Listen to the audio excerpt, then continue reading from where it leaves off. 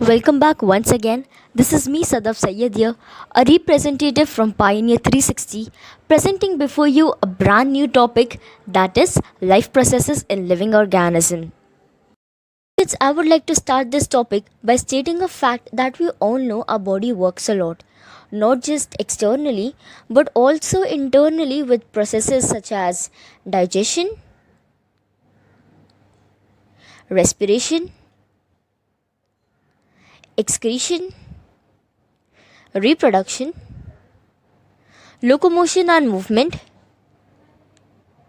and also for growth. However, for our body to work so efficiently, we need energy. Now, this energy is obtained from food, as we know. This energy is stored in our body in the form of glucose or glycogen, and it is broken down during an essential process which is known as respiration. During respiration, energy released is in the form of ATP. So, due to aerobic respiration, in the presence of oxygen, glucose is oxidized, and as a result of which, water and energy is obtained.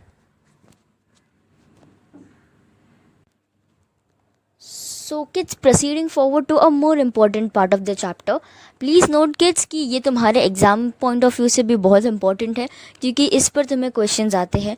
तो आगे जो हम पढ़ने वाले हैं that is how aerobic respiration occurs.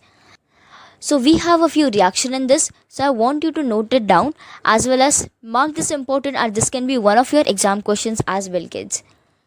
So proceeding forward, let's see how aerobic respiration occurs in three ways. The first is glycolysis. Then we have tricarboxylic acid cycle. And third, we have electronic chain transfer reaction, which is also known as ECT reaction. Beginning with the first process, kids, that's it, glycolysis. अब glycolysis it occurs in the cytoplasm of the cell. Cell के पास दो parts होते हैं, एक होता है nucleus, दूसरा होता है cytoplasm.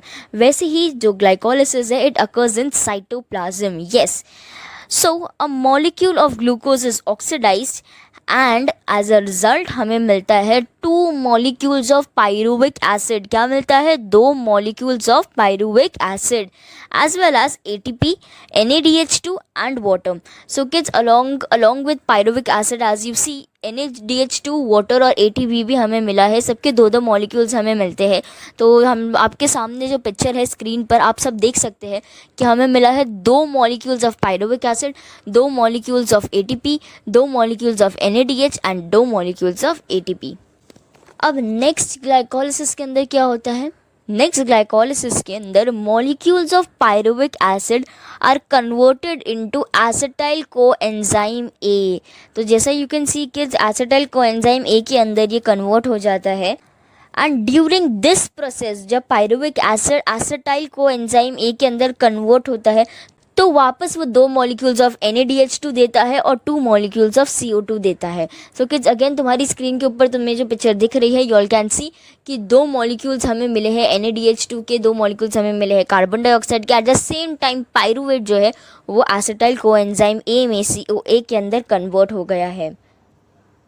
So this is it till glycolysis. So this is the entire process that happens in glycolysis. For your revision, I will tell you कि glucose is oxidized और हमें pyruvic acid मिला है. Then pyruvic acid acetyl coenzyme A के अंदर convert हो जाता है. ये दो तरह के रिएक्शन के बीच में हमारे ये दो तरह के रिएक्शंस के बीच में कुछ मॉलिक्यूल्स रिलीज होते हैं जैसे कि carbon dioxide, energy in the form of ATP as well as water. Proceeding forward to the next reaction that is known as tricarboxylic acid reaction. तो जो अभी हमें 2 मॉलिक्यूल्स मिले हैं एसिटाइल कोएंजाइम ए के पायरुविक एसिड से, ये 2 molecules अभी एंटर हो जाते हैं कहाँ पर? माइटोकॉन्ड्रिया में. साइटोप्लाज्म के अंदर पूरा ग्लाइकोलिसिस हो रहा था. अब ये जो एसिटाइल कोएंजाइम ए के मॉलिक्यूल्स है ये माइटोकॉन्ड्रिया के अंदर एंटर हो जाते हैं. इसलिए ट्राइकार्बोक्सिलिक एसिड साइकिल कहाँ प्लेस होता है?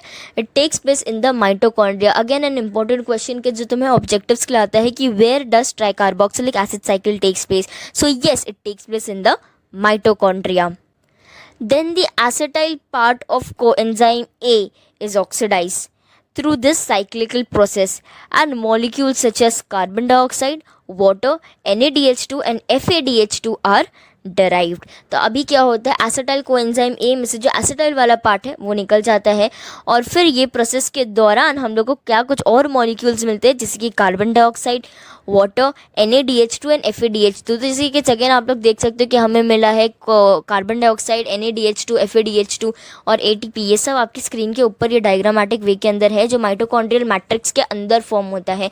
कहाँ पर, ट्राइकार्बोक्सिलिक एसिड साइकिल के अंदर, या आप कह सकते हो क्रेब्स साइकिल के अंदर ये पूरा चीज़ होने लगता है. देन नेक्स्ट हम आते हैं बहुत ही ईजी लेकिन बहुत ही ज़्यादा इंपॉर्टेंट प्रोसेस पे, that is known as steps of electron transport chain. So now we are going to study about electron transfer chain reaction. Now we get 3 molecules of ATP are obtained from NaDH2 and 2 molecules of ATP are obtained from FADH2. यानी 3 molecules of ATP हमें मिलते हैं NaDH2 से और 2 molecules of ATP हमें मिलते हैं FADH2 से. Thus, a molecule of glucose is completely oxidized in aerobic respiration and molecules of carbon dioxide and water are produced along with energy. तो यहाँ पर जाके कि हमारा पूरा ऑक्सीडाइजेशन कंप्लीट हो जाता है, ग्लूकोज का मॉलिक्यूल पूरी तरह से ऑक्सीडाइज हो जाता है, हमें एनर्जी मिलती है, उसके साथ कुछ और बाय प्रोडक्ट्स मिलते हैं जैसे कि कार्बन डाइऑक्साइड और वाटर. साथ भी नो कार्बन डाइऑक्साइड एक्सेल होकर बाहर निकल जाती है, वाटर जो थोड़ा मॉइस्चर है वो बॉडी के अंदर रह जाता है, लंग्स में रहता है और फिर वो आगे जाके भी हमें काम ही आ जाता है. और जो हमारी एनर्जी है वो एक एक सेल को मिलती है ताकि it can perform better and better. तो किड्स अभी हम लोगों ने देखा कि कैसे हमने कार्बोहाइड्रेट से, कैसे हमें ग्लूकोज से हमें ये एनर्जी मिली है और हमारी बॉडी ने इतना एफिशिएंटली परफॉर्म किया है.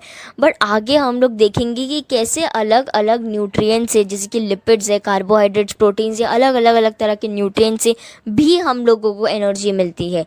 So even these are oxidise, these are converted and so we can get ATP as well.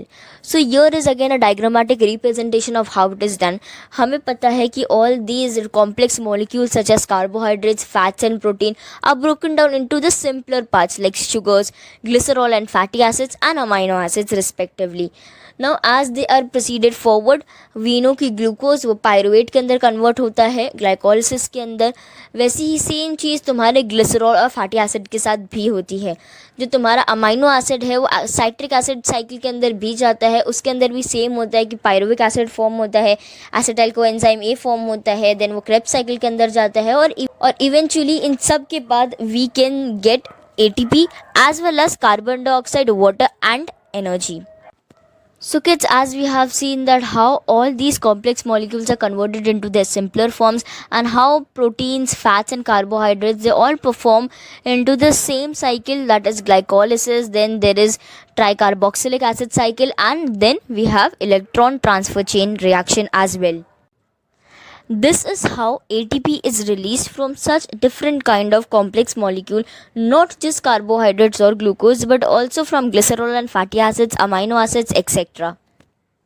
तो किड्स अभी हमने बात किया है कि कैसे ऑक्सीडेशन होता है, यानी कैसे ऑक्सीजन के प्रेजेंस के अंदर अब बड़े बड़े complex molecules are broken down and finally converted into ATP जिससे हमें एनर्जी मिलती है. लेकिन ये तो तब होता है ना जब हमारे पास ऑक्सीजन हो. वो सारे केसेस में क्या, जब ऑक्सीडेशन नहीं हो सकता है. इसका मतलब when respiration occurs without oxygen. So kids, what do you call this process? Yes, we call this process as anaerobic respiration, yani respiration taking place in the absence of oxygen. So kids, in this way glucose is converted into pyruvic acid. So glycolysis occur होता है यानी pyruvic acid form होता है, लेकिन फिर इसके आगे there is a fermentation process which happens.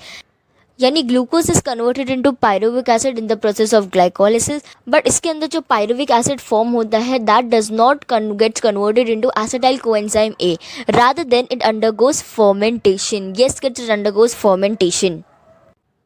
So now when fermentation happens, pyruvic acid is converted into alcohol in yeast and plants, whereas it is converted into lactic acids in animals. So kids, depending on कि what organism is there और किस कौन से organism के अंदर anaerobic respiration हो रहा है, depending on that जो तुम्हारा pyruvic acid होता है it is converted either into ethanol या तुम कह सकते हो alcohol, और it is converted into lactic acid. When it is converted into ethanol, it is converted in yeast and plants, and when it is converted into lactic acid, it is converted in animals.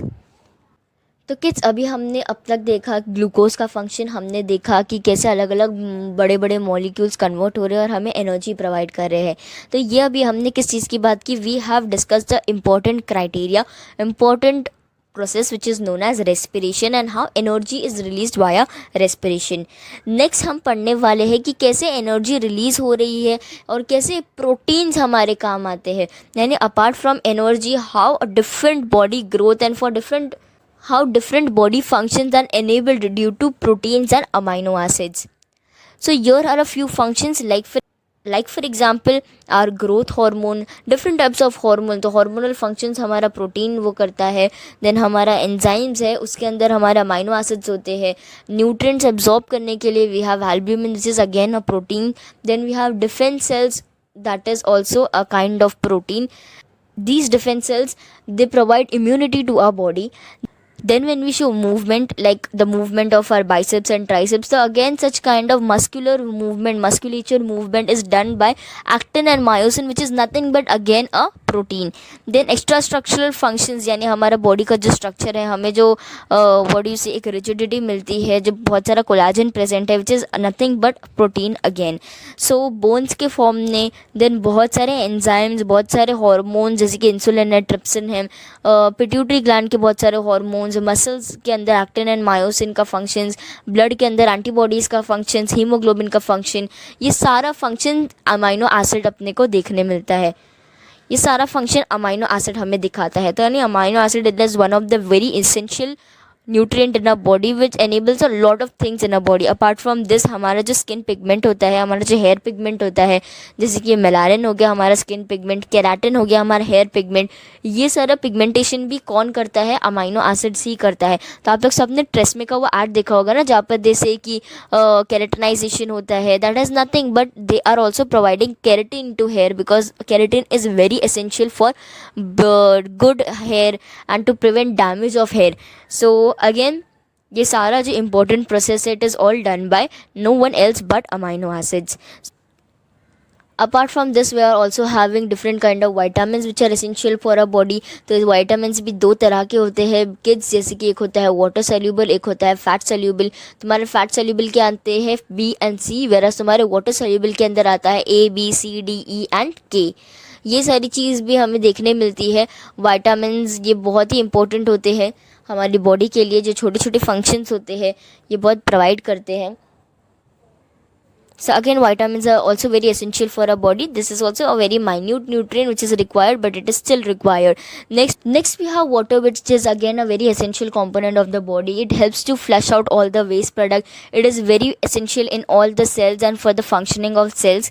So kids, again जो हमारा एक important vitamins है, nutrients है, minerals है, सबके अलावा water भी component है जो हमारी बॉडी के लिए बहुत ही ज़्यादा ज़रूरी है. इसके अलावा और छोटे क्वांटिटीज़ के अंदर फाइबर्स भी इंपॉर्टेंट है जो हमें फ्रेश फ्रूट से मिलते हैं. ये सारे न्यू फाइबर्स हमारे डाइजेशन के अंदर बहुत ज़्यादा हेल्प करते हैं, इजेशन के अंदर हेल्प करते हैं. So even fibres are very important.